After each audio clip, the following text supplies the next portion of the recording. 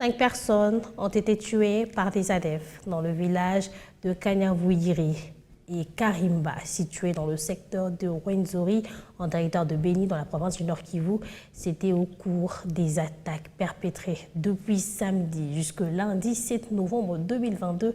D'après Melki Moulala, le coordonnateur de la nouvelle société civile congolaise, 3 des victimes ont été abattues alors qu'elle revenait de la rivière Semoluki pour la pêche. La nouvelle société civile congolaise appelle pour ce faire les habitants de ce village à la vigilance et à la collaboration avec l'armée.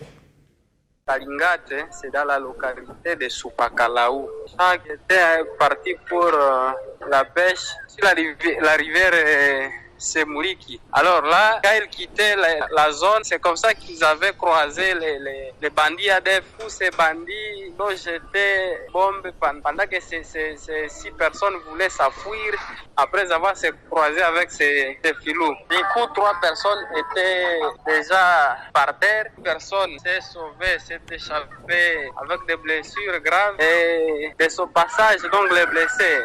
Lorsque le blessé était en train de quitter après avoir quitté là où il a été blessé, c'est comme ça qu'il a trouvé encore des personnes qui ont été tuées par ces voyous-là.